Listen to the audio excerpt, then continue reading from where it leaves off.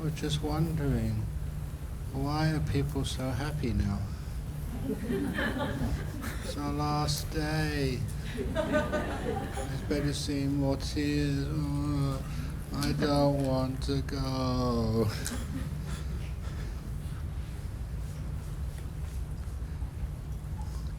That's why sometimes when people take photographs, especially the group photographs, I always wonder why they take photographs at the end of the retreat. It's good marketing. At the end of the retreat, everyone looks really happy.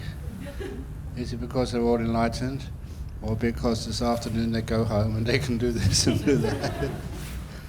I think you should take photographs in the middle of a retreat. Much more accurate. But anyway, I do hope you've enjoyed so far this retreat. And I hope you remember me promising you something. I always said the best meditations happen on the last day of the retreat, which is now. Why? I think a lot of times it is because for once we can actually stop trying. We stop sort of having goals. When we have a goal, that takes us somewhere else. We're not really here when we're thinking of where we're going to be next. So that's one of the reasons why on the very last day of a retreat, you realize you're not going to get anything, you're not going to get enlightened, you're not going to get any deep meditation. You've been doing this so far, nothing's worked. So eventually you let go, you give up. When you give up, that's called renunciation. And once you renounce, it means you can get nice and peaceful. When you get nice and peaceful, it's quite surprising, because you didn't do anything. At last you're remembering the teachings. I often say that when I meditate, I don't do anything. I just sit down and let go.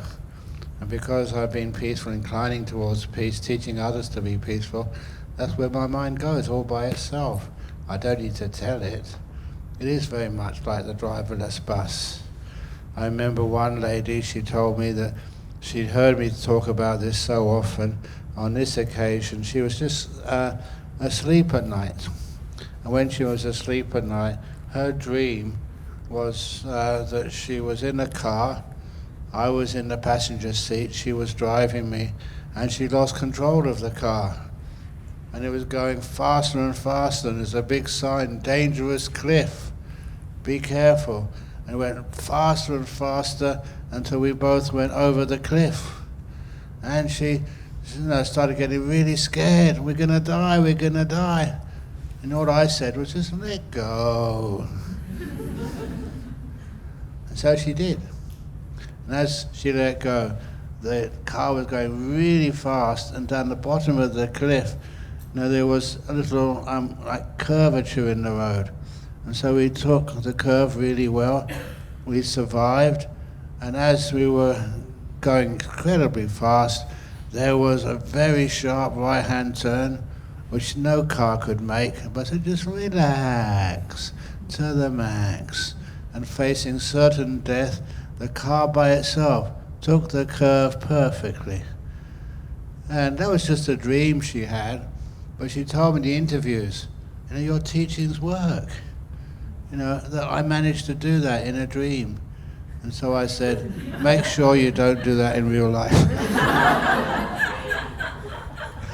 Don't drive over cliffs. But nevertheless, it was interesting the way that what she'd heard during the retreat had influenced her and stopped her overreacting in a dream. And sometimes, that always works. Be able to let go and relax to the max. So one of the things I wanted to talk about this morning was, there's a couple of other ways of meditating. They're not really different, they're exactly the same, but just in a different language. I did mention one of those in passing, but I'm going to say more about it today, and that's the 1,000-petal lotus. And I love that simile. Yes, from many other traditions. There's only one tradition which the Buddha taught, And that's called Eightfold Path. And all the others are just adaptations of the Eightfold Path. But they're all telling the same thing, and that was the one about the 1,000-petal lotus. You all know what a lotus looks like, and you also notice that at night time it's closed up. And in the morning you get some sun. And when the sun falls on that lotus, it very slowly opens up. It's not fast at all, it's slow. And that's like meditation. Don't be in a hurry. Please never ask me for the shortcut. Sometimes people have done that. You know where? Actually, not in Hong Kong. They're very good in Hong Kong. Singapore. We haven't got much time. Please, how can I get enlightened? Quickly, today.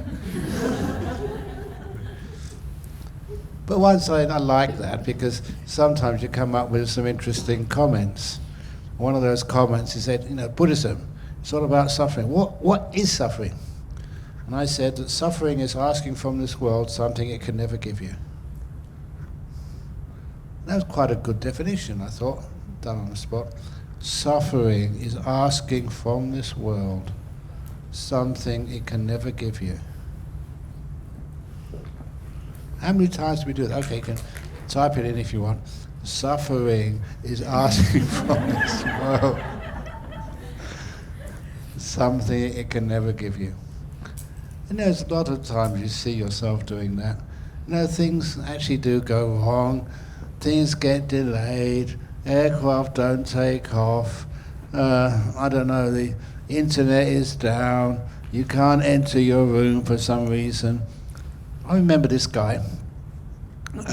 He was like a monastery hopper. A monastery hopper, and this is 40 years ago now. All his possessions, the only possession he had was a Harley-Davidson motorbike. That was the only thing he really cared about. He didn't have any family, he didn't even have a home, no apartment, hardly anything in his bank account. All he had was a Harley-Davidson motorbike. Do you remember this story? Did I tell it yesterday? But anyway, so he came to our monastery when it was being built. He said, can I stay here for a few days? He stayed for a couple of months because it was very helpful, with the building. And so eventually, when we did one building project, he says, not time to go now. And so he just got on his motorbike and went to the next spiritual home. Not always Buddhism, but any place which he could be of service. I call him like a monastery hopper.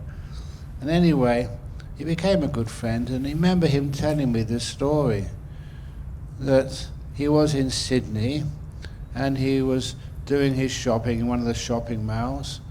So he did the shopping, and then when he went back to his motorbike to go wherever he was staying, he found out in the car park of the shopping mall his motorbike had been stolen. And that was the only thing which he cared about in life. That was his only possession. And so he felt really angry at first. What sort of low-life drug addict over in Sydney had stolen his bike? And instead of getting too angry and too miserable, then he remembered he'd been in my monastery and he'd learned, you can steal my things, but don't let anybody steal your happiness and your peace. You don't have to let them steal that. So he said, okay, yeah, that's true. So then he started thinking of his motorbike, and he's saying, look, whoever's stolen it, it's like it's got a new owner now.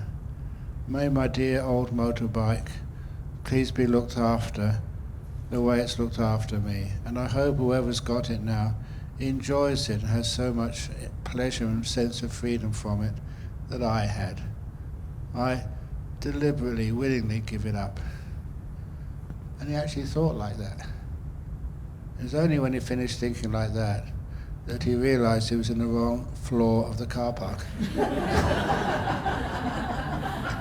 They all look the same. Anyway, he went to the correct story of the car park, and there was his bike. No problem. He was quite proud of himself. He was being honest. The only thing he cared about had gone, and he just wished it well, and wished whoever now had it was doing well. That's what life is like. It gives you these wonderful opportunities to be free.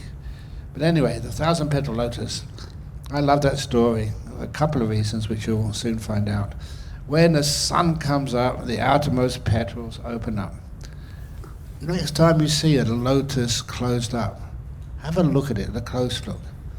It doesn't look anything special when it's closed up, because the outermost petals are not fragrant. They're like corrugated. And they've got, no real colour in them, because the outermost petals have to withstand the weather and everything else which is thrown at it. It's a protector petal. And then when it opens up inside, the first real layer of petals, they've got a tiny bit of fragrance, but not much. A little bit of colour, but not much.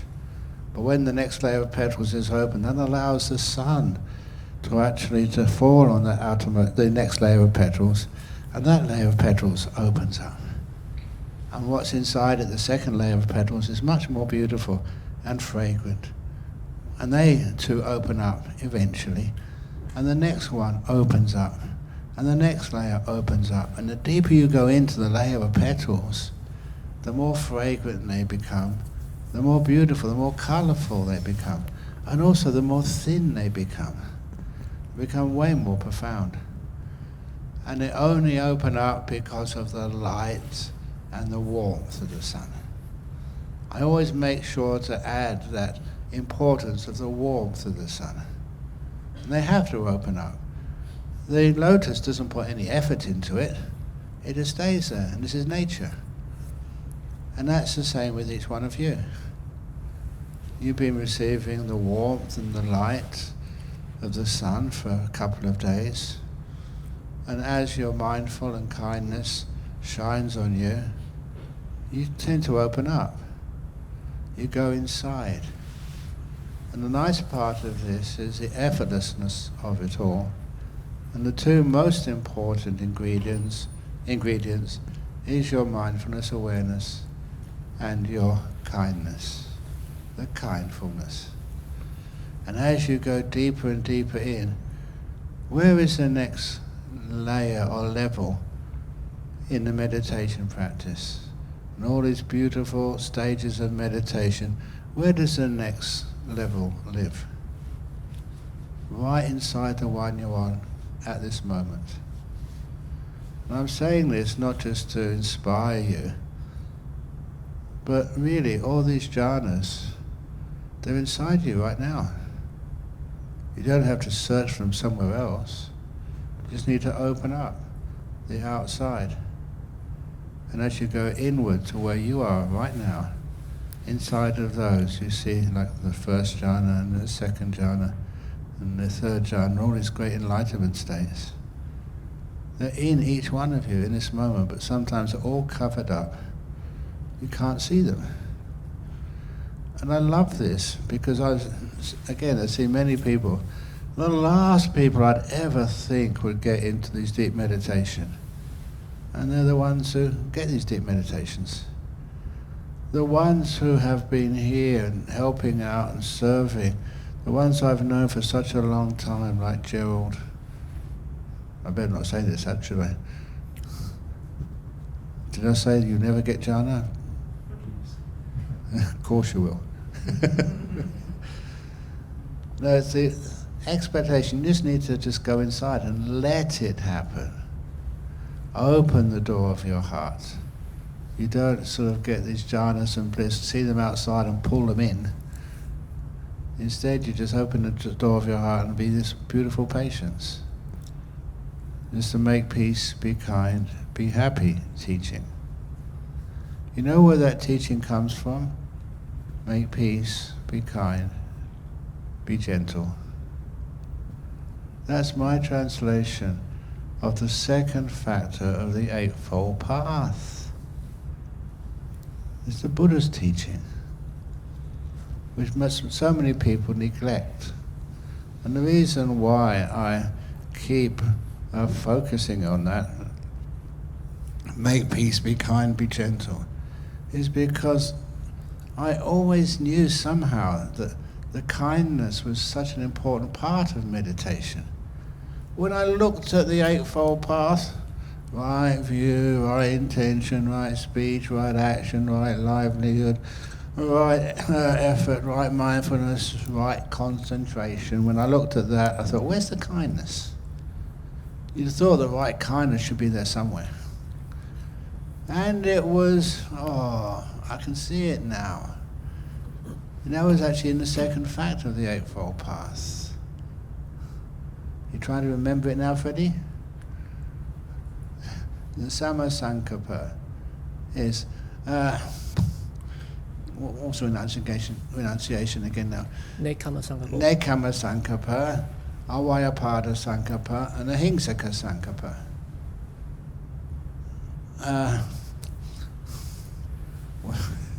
What's renunciation again? Yeah, it's a strange thing. I've noticed this. The more you try and think of something, because you've just forgotten it for a moment, you can't remember it. But as soon as you stop thinking about it and start thinking of something else, then you remember it's nekkhamma. For a moment it left my mind. Nekkhamma is renunciation. But instead of saying it renunciation, some of you can't really get your head around that. But instead I call it to make peace. When you let go, you renounce. What's left? Beautiful simplicity and peace. So that's a little translation which I do. Make peace. Avyapada is like non-ill will, which means kindness. When I realized that, the Buddha actually taught kindness as an important part of the path. Middle factor of the second factor of the Eightfold Path.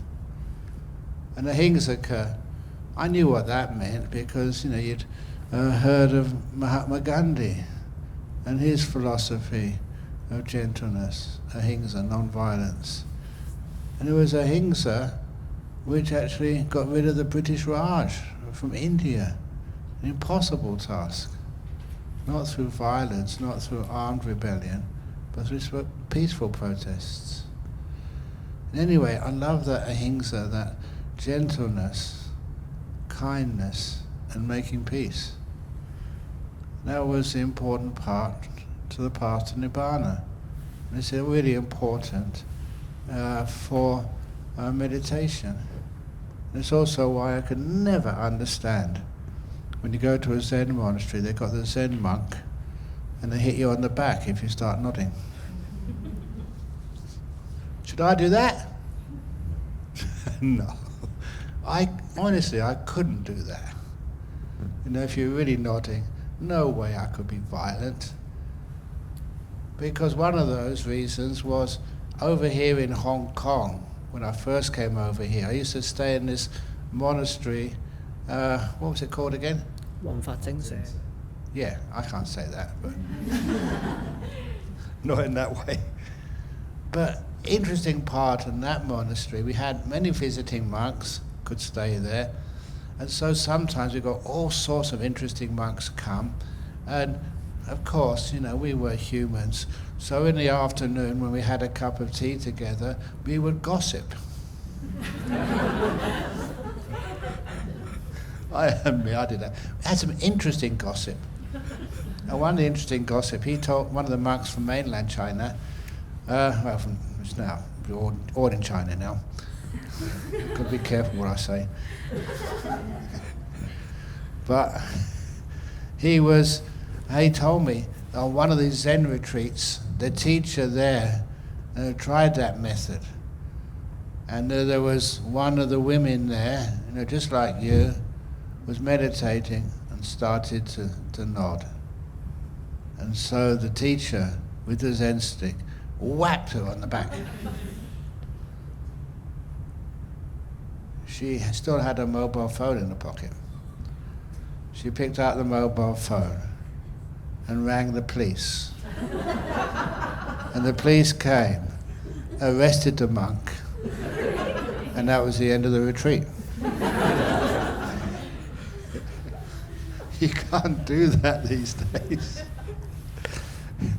So I told that story many times. It's really weird, but it makes me laugh. But no, fair enough. If you go and break your non-violence vows, that's going to happen to you.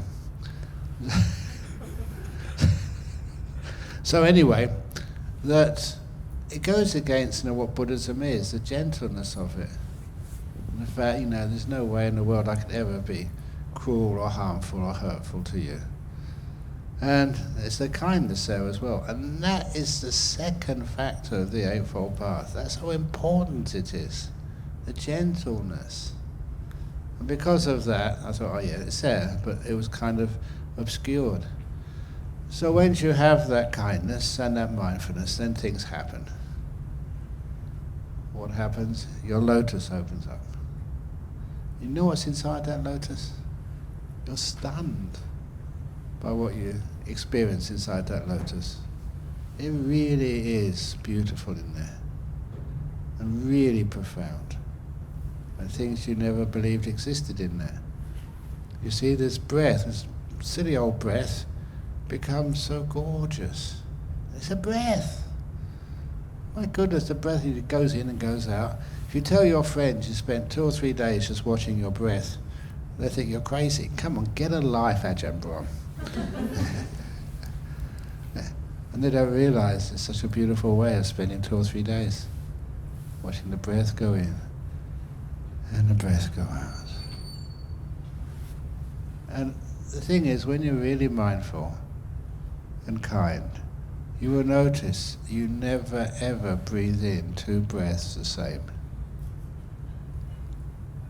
Even the millions of breaths you breathe in one lifetime, every one is different. That's why, if you even look at blades of grass, in the monastery I've never seen 2 blades of grass the same. Certainly no 2 trees the same, but even blades of grass. Now you're becoming really mindful of just seeing the beauty, in this world, and that kind of gets you happy. You don't need to go to a museum to see beauty. You just look at the carpet in front of you. And this is where people think I'm mad. This carpet's a very old carpet. I think it's the same carpet as we first saw the first time we came to this hotel. So many years ago. I think they've cleaned it. They said they washed it. They washed it. Good. But it still looks the same. And this, you have a look at it. I love doing little exercises like this. And it's got a pattern on it, but no 2 sides are the same pattern. They're all different. And when you see things like that, you can see just how interesting life is, if you want to.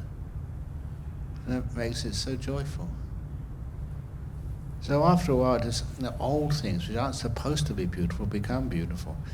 And your lotus, the deeper you go in, looks more and more delightful the deeper you go in.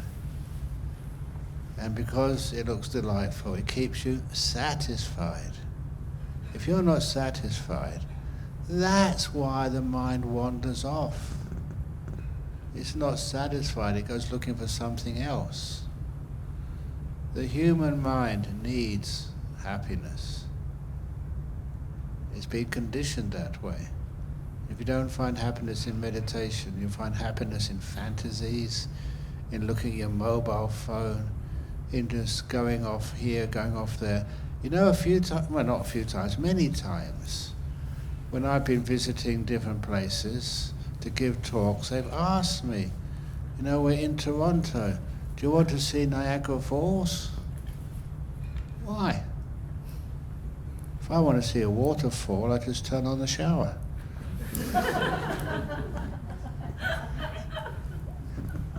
This is Niagara Falls. Yeah, well, what's the difference? Size.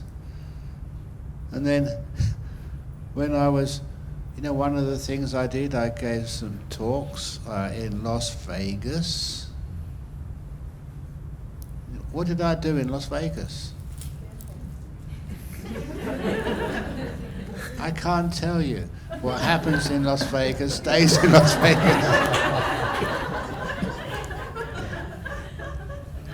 No, they asked me, do you want to see, they call it the Strip. I was in Las Vegas, giving some talks. I'd never ever seen the Strip, even when I was staying in there.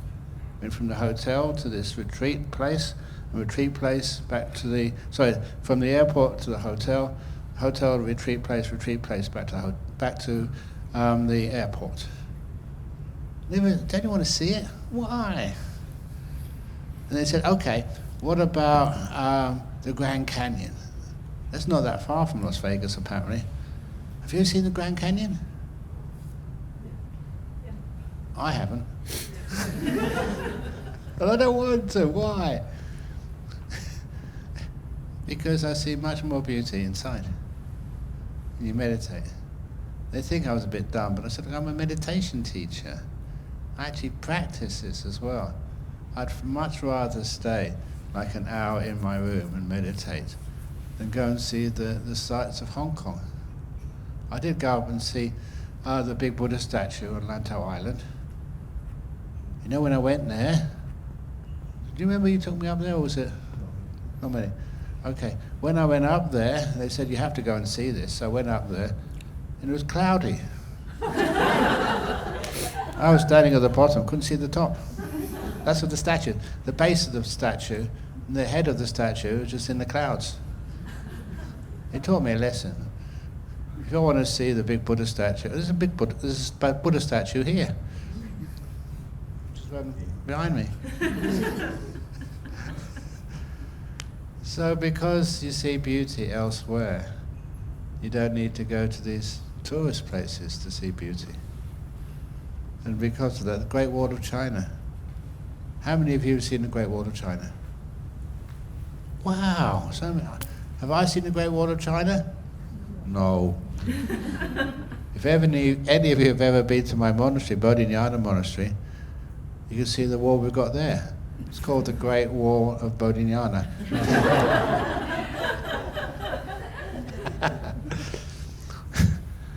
Because I see beauty in different things, and you don't need to go anywhere, you go inside. And if you notice, I always say go inside. The next stage of meditation is right inside the stage of meditation you're in, right in this moment. So you've got all these stages of meditation. The different levels of the lotus opening up. When you close your eyes, the first layer of the lotus is your body. And then after a while that relaxes. Kindfulness and mindfulness on your body. It relaxes so much that the body mostly disappears. And I love saying this because I remember like in Singapore I was teaching all of these executives, and one of them came to complain. So I was meditating and my hands were disappearing. What are you doing? This is normal, this is what's supposed to happen. You don't need your hands when you're meditating, and it's lovely when they disappear. And then your legs disappear, and your body disappears, and your head disappears. The more you disappear, the more free you feel. And if once you experience that, you don't get worried. You say, oh, wonderful. And I have mentioned this in brief. Any of you are still afraid of dying, it's wonderful. When your body gets so loose and light, and you're floating without any weight of the body. My body is very heavy, and it's not just because I eat too much. I thought I could get a laugh there. Oh my goodness. It just, it gets heavy, it feels heavy.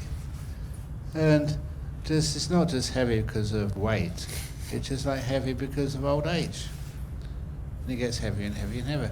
It's beautiful when you're free of that. It's like, imagine you've been, again, climbing a hill with a backpack full of rocks. But then you realise you don't need to be carrying those rocks, so you take them out of your backpack. And then you actually skip up the mountain. You leap up it, because you've got no weight. And that's like, you get to that stage of your body vanishing. It will come back again.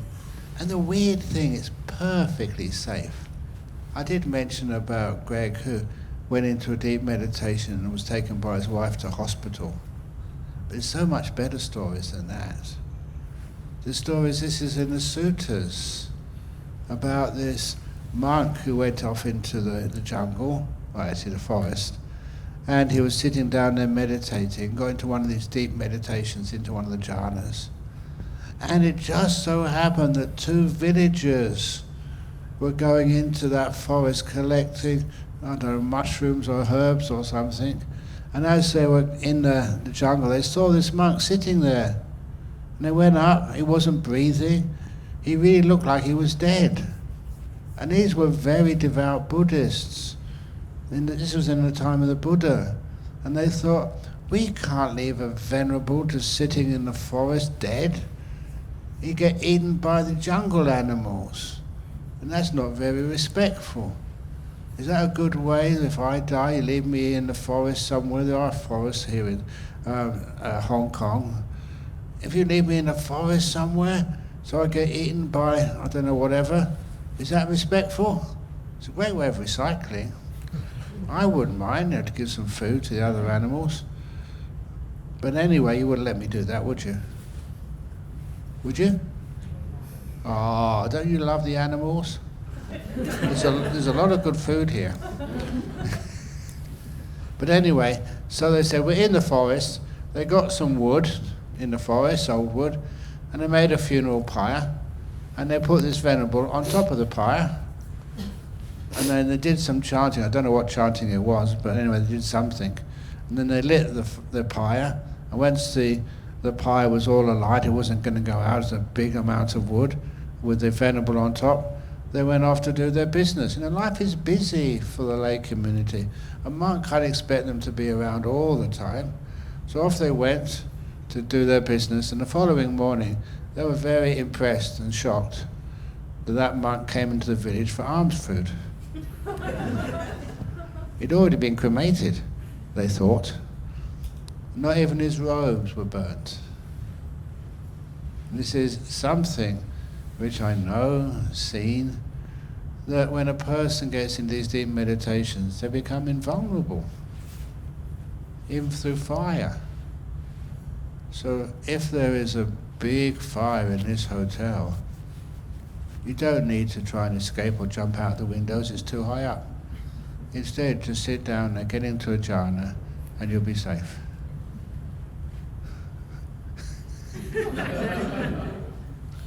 And that's the problem, I thought. It hasn't happened yet, but one day I'm sure it will, that some monk is meditating and gets into one of these deep meditations. You think he's dead, so you take him to the crematorium and you put him in the oven, and once the people in the crematorium have finished doing the cremation ceremony or the burning, they open the door and the monk, hi! Still inside, quite happy. Okay, that was in the time of the Buddha. What about today? These stories I love telling. Sometimes when we have weird stories, it's about ghosts and people get scared. Even though I try and tell you they're harmless. This is about like monks. There's this Indonesian monk. His name was Sudamo. I don't mind telling his name because he's now passed away. But when he was alive, I remember met him a couple of times. And he was one of these monks you just look at, this is a powerful monk. And I was friendly enough. He told me his story. As a young man in Java, he always wanted, to do something spiritual with his life. So he went into the jungle. This was quite a few years ago, when there was jungle in Java. These days it's almost like one city, from east to west. So much development there. But anyway, he found a nice piece of jungle. He went into a nice quiet place there, sat down and meditated. And I loved the way he told the story. English was not his first language. And so some of the words he said, I was kind of, I obviously knew what he was talking about, But he spoke it in a really weird way. He said he was meditating, got very, very still, and then a star in the sky came towards him. And he married that star. What can on earth that mean? When he told me what happened next, it was quite clear. The star was just an emitter with beautiful lights which came to him. And married means he just united with it, became one with it. And then when he came out of his meditation, when he opened his eyes, like time didn't really have the same meaning in the deep meditations. So when he opened his eyes, he noticed the forest in which he was sitting looked very different. It was the same place. When he asked the villagers, they told him there had been a flash flood in that area, and they couldn't believe he'd survived, because he must have been underwater by a meter or two of water for many days. How can you survive when you're basically at the bottom of a pool of water? He never realized anything which was going on to his body, because his mind was really peaceful and blissing out inside. He survived easy enough. But after that, that's when he could see him had all this power. And one of the things he would do, I love telling this story. Please don't ask me to do this. But he started teaching meditation in Wat Bhuan once a week. And one of my friends, she was a princess, the granddaughter of one of the kings of Thailand. And she rebelled. She went over to London and did art at Chelsea Art College. And when she was at Chelsea Art College, that's where people like Mick Jagger were. She was really rebellious, from a Thai princess to actually to go there. She was basically running away. And the reason I knew her very well, that eventually she married another artist at Chelsea Art College, and this was one of the only people in Chelsea Art College who was kicked out of Chelsea Art College. Even Mick Jagger was not kicked out, but this guy was. And the reason I knew him was because he was a fellow student at the school I went to, Latimer. And that's why we're talking about all the old school teachers who we shared. And so he was a good friend. And so she started to become interested in Buddhist meditation because of the Western monks. And so she went to this class, I recommended him. But then she stopped going. And the reason she stopped going there, look, you've known me for a long time. Gerald, Freddie, everybody in the back, Della. I don't tell lies. I don't exaggerate. If I did, I would always tell you afterwards, this was just a joke. The vertical coffin, I never saw, that was actually made up. Don't be afraid. Anyway, many of you can get cough mix very easy to stop any coughing. But this was actually 100% real. During the meditation, when everyone had their eyes closed and he was giving some guidance, she sensed that there was something weird happening. So she opened her eyes. And what she saw, I have no doubt at all that what she said was 100% true. There were lights coming out of the monk's eyes. And they were shining into one of the women who was actually learning the meditation, helping her. But to see it like real, not on a movie or anything, not special effects, but real rays of light, like laser light, coming out of this monk's eyes into somebody else. Real psychic power. To actually see it, that freaked her out.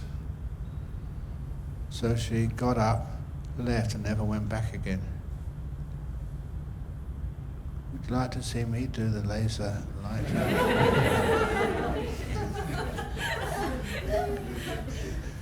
You say that, but you know, if ever you see a psychic power like that, you read stories of that, even in the Buddha's suttas. If you see it, it's so powerful, you have fear. And I'd like to say that not just to interest you. That's the same which happens when you get deep into that lotus. What you see, you've never seen before. And it's powerful, and beautiful, pure, so beautiful, it's scary. And you think you can handle it? If you see it, well, no, not now. I'm not up for this. That's why I talk like this, to prepare you. It's beautiful, it's wonderful, not at all dangerous, so beneficial in every which way. But it's so powerful, you get afraid. I don't know your upbringing, but I do remember just reading like Christianity, because that was the background of the culture in which I was born and lived in. And you always said that when you see these great sort of powers, even like of a god, it's just scary. Scary because the intensity of that power, much more than you could ever handle. And this was just a monk with laser light eyes. It does become scary.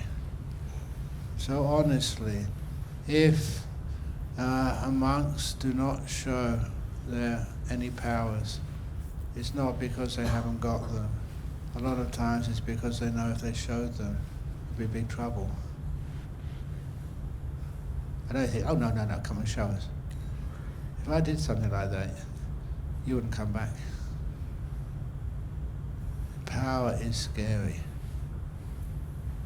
So anyhow, that was that monk. He was a really cool monk to do something like that.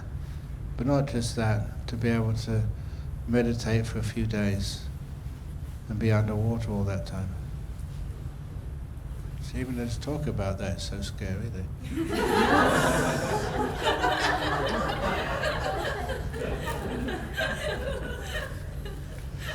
But anyway, the 1,000-petal lotus, it's not to get powers, that's not what we meditate for. It's just like a byproduct. And so, as you get deeper and deeper into the lotus, you go past your body to your mind. And have you never heard the Buddha say that the mind is a forerunner of all things? It's amazingly powerful, much more powerful than you ever think. And that's one of the reasons why I first found out about that when we did this experiment for the Psychic Research Society. I've often mentioned this, but it really changed a lot of the way I thought. That we hypnotized one of the students. We're always trying to see who's easy to hypnotize, and we're all very willing to be experimented on. It was a kind way. And one of the things which they even told me, which is true, if you get hypnotized and you do something which is really dangerous for your health, you'll come out of hypnotism. You won't allow that to happen. There's always that background of self-preservation. But anyhow, we hypnotized one of these students, and we had this 4-inch nail on the end of a stick of wood. And we hypnotized this student to believe that that nail was red hot. It wasn't red hot, just room temperature, an ordinary nail. And we touched the student with this nail on his arm. He believed it was red hot. He'd been hypnotized to believe like that, not an ordinary belief, like a hypnotic induced belief. He screamed in pain. That I could understand. But what really shocked me was to see a blister come up, a real blister in the spot where the nail had touched his skin. To me that was impossible. You know, he could believe it was hot, but it wasn't hot. It was just ordinary room temperature, but a blister came up. That's how powerful his mind was. And afterwards, years later, that left a lasting impression. It was shocking to see how powerful this mind is. If it could create a blister, why can't it uncreate a tumour? Why can it not do these other things? It's not miraculous, it's just the nature of a mind when you cultivate it. That's why it's kind of scary, but it's also powerful. And that's one of the reasons why I do teach. I think I've told you that before. All the stuff you've seen, which is really powerful, that if we could somehow cultivate this more, we don't have to have so much suffering in this world.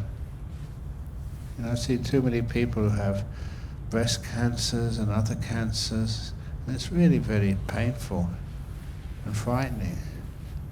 If there was another way which could help more people, I would feel really guilty if I don't do something to help. Then you can. And that's really one of the nicest things. What was that guy? I think I told the story. He had this sinus cancer, and he was breathing so loud in the retreat. Can you please, Ajahn Brahm, tell people to breathe quietly? There's other people meditating in this room. And when I told people that guy was dying of sinus cancer, the doctors had given up on him. He'd come to meditate because he heard that meditation can sometimes be the cure for these cancers. Nothing else was working. 9 days. The last day, as usual, the last day, a pop.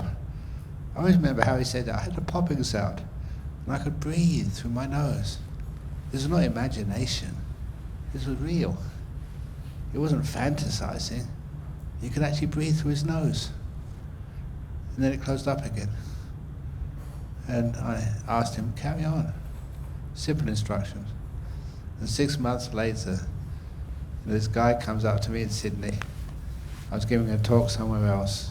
He saw I was giving a talk in this place. He turned up with a big smile on his face. Do you remember me? So many of you say that. And I've only got a limited amount of memory.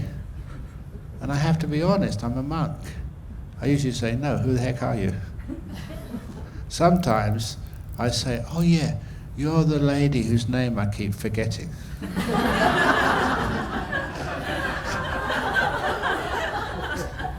That's being polite. But this guy said, no, I don't know you. And that's when he smiled and he said he was that man. He carried on meditating. Many pops later, his tumour disappeared, full remission. And now he looked different, because when you're dying of cancer, of course you look really sick. But now he was fully recovered. And things like that. Maybe later on you maybe give me Ang Pao and stuff. Not for me, it's for monastery and the work we do, or some other monastery and the work they do. But Ang Pao is not what I do this. Oh, sorry, not Ang Pao, Lai Si. That's why I always say that if you're taking a photo of a monk and you want them to smile, you don't say cheese, you say Lai Si.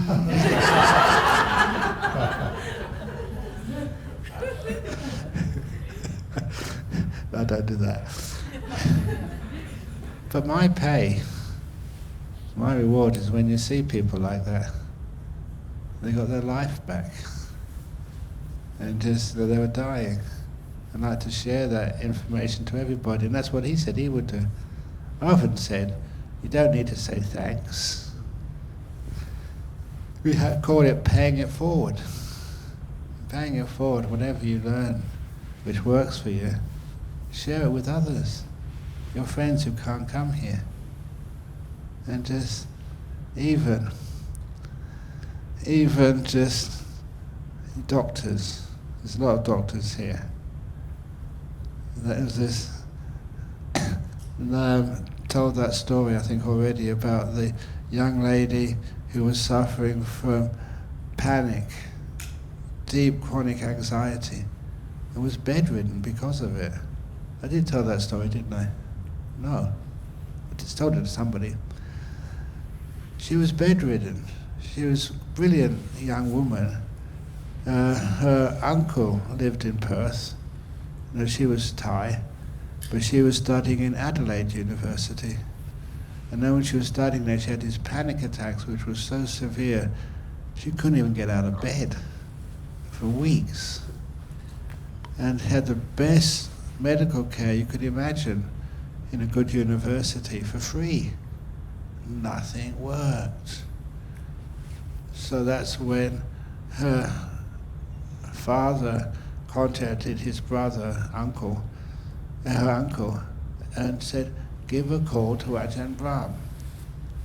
That's why I work very hard, because it's very effective and cheap. Very low cost.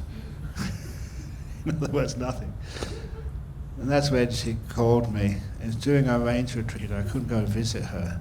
As I'm in Perth, she was in Adelaide. And that's when she said about her panic attacks.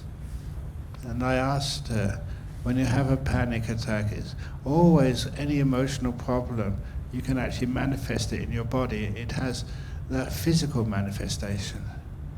I said, so, when you have a panic attack, how does it feel in your body?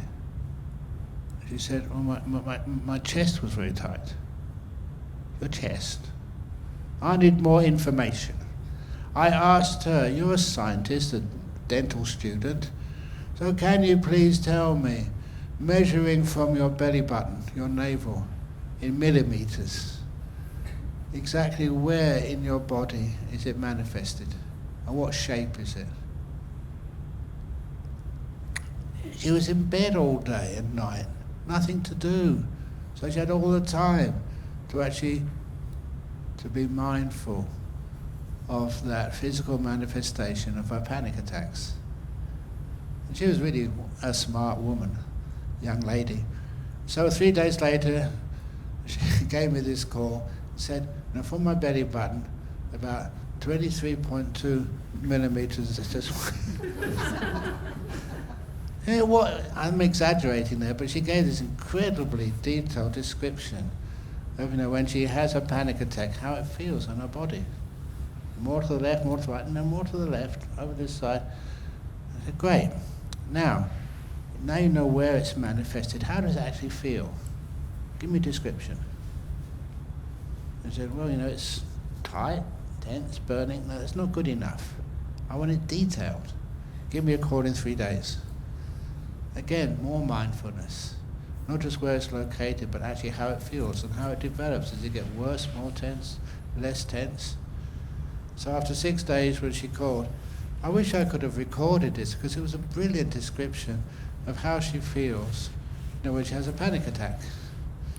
Okay, now the next part of the therapy.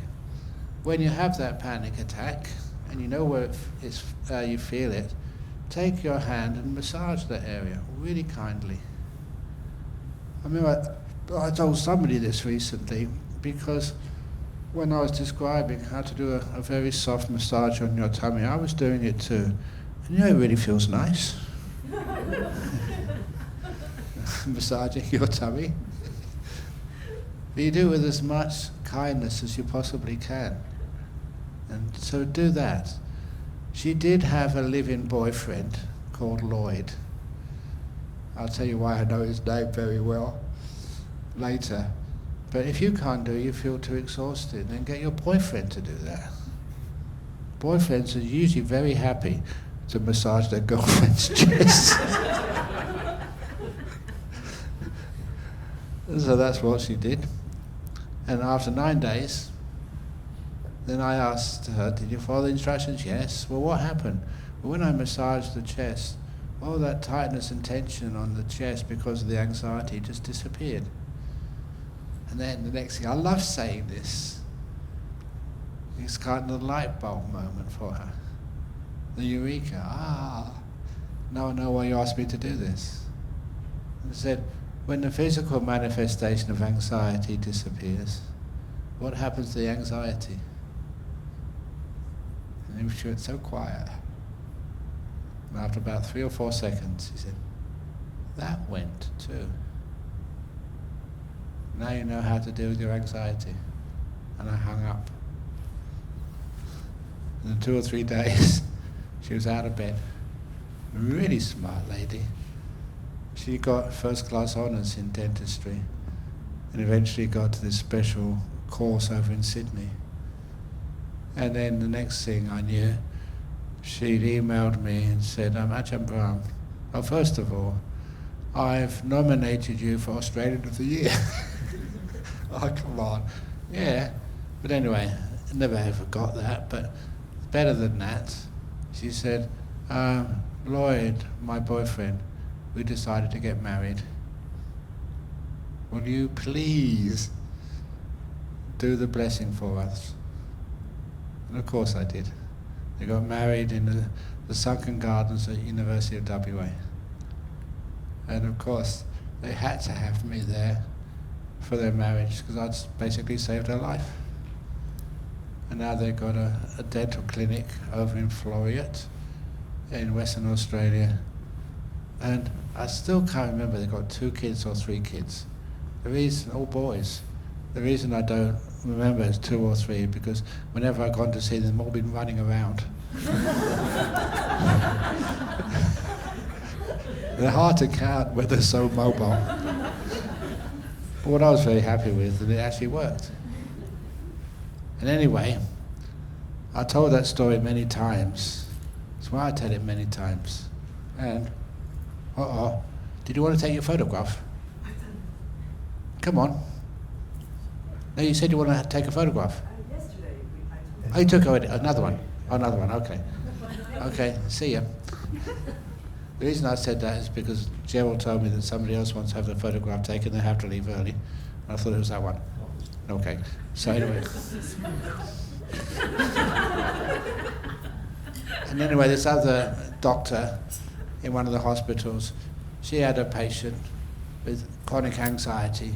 She had to have oxygen all the time because that's how anxious she was. And apparently they told me that in this hospital what the therapy was they had to take this medication, see if it worked, then the next medication, the first one doesn't work, then try the second one doesn't work, the third one doesn't work, the fourth, this whole list of medications. And nothing worked. And they got to the last medication, that wasn't working. And then this poor doctor, really busy, realizing the last medication wasn't working, she did actually what doctors aren't really allowed to do. She thought, well, Ajahn Brahm, I trust him. Let's do Ajahn Brahm's medication. So she taught this woman in the hospital, next time you have a panic attack, just notice where it is in your body, get your hand and massage it. She was really scared of what she said because that would be illegal. But anyway, it didn't really matter because the next morning when she went to hospital on her rounds, she saw the patient with no oxygen anymore and getting up and said, thank you, I feel fine now, I'm going home. It actually worked. And I scolded the doctor. Why didn't you do that at the beginning instead of wasting all that medication? It's effective. So that's one of the reasons why when you understand the power of the mind, make use of it. It's amazing what it can do. Anyway, I think I need to get my mind to slow down the clock because I'm always going over time. But anyway, was that useful for you? Yes. Very good. So I better stop now, otherwise I get into more trouble. I'm afraid I can't stop the clocks. Anyway, thank you for listening. Sadhu, sadhu, sadhu. Okay, now somebody wants their photograph taken. Okay. You know, it's nice being an amenable monk. I don't mind just being here and having my photograph taken. Sometimes I feel that's the main purpose of life. Get my photo taken. That's my hair. You need a chair? Okay, no.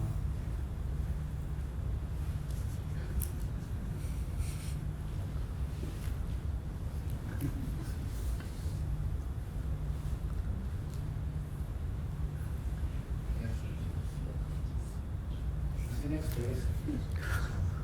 Next, please. Oh, We can take photos in the afternoon. Okay. This lady's taking photos because she's leaving. Oh yeah, okay. When are you leaving? At the end, okay. Okay, so if anybody wants to take photos, just don't need to ask permission, just snap. I get very good. I get shot many times.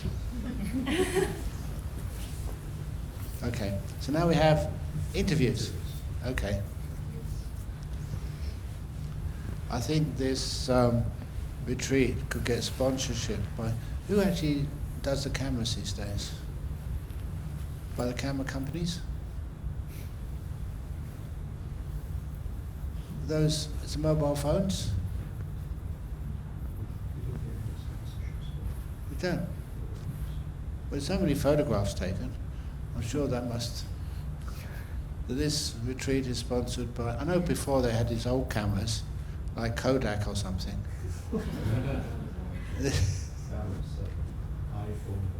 iPhone. Okay. Okay, so this retreat is sponsored by Apple iPhones. We wish. Okay. Okay, I'm just going to say a story about that.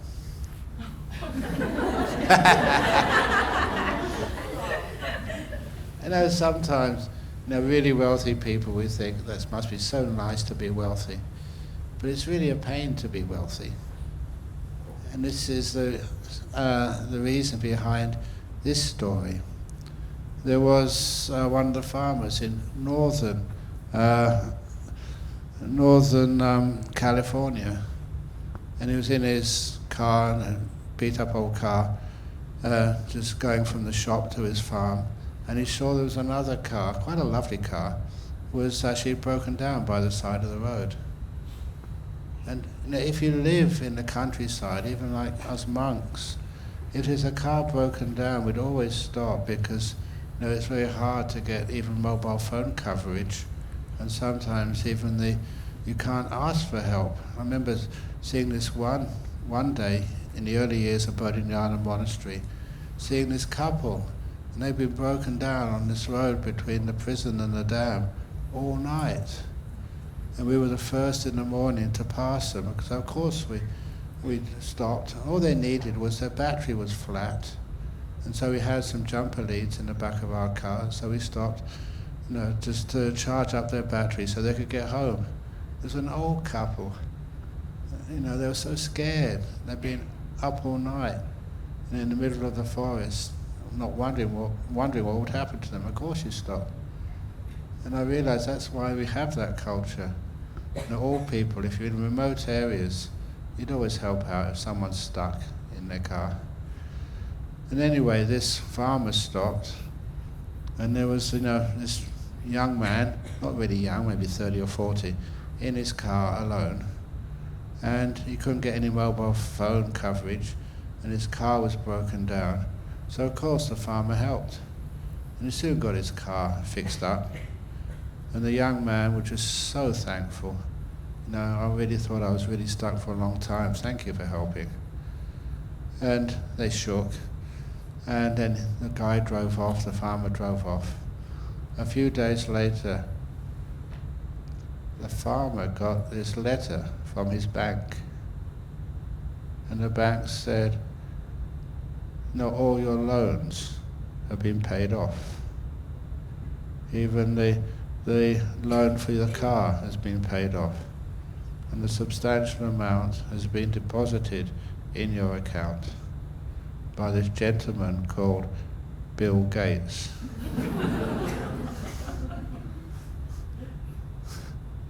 If you're a very rich person, you don't go with a driver, you go by yourself.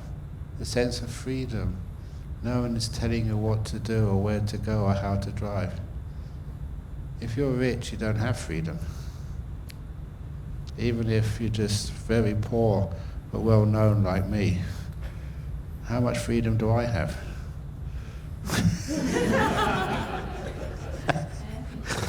Okay, I'm not like a Bill Gates, but you can understand just how it feels. Get in your car and you go wherever you want to go. And that's what was happening. Bill Gates was in his car driving by himself, just enjoying a bit of freedom, and his car broke down. He could fix computers, but didn't know how to fix a car.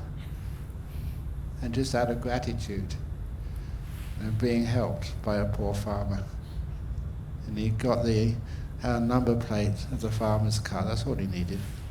And used all his connections to find out who the guy was, his bank account, and everything. And pay off all his bills. It's kind of nice. So if ever you see anyone broken down by the side of the road,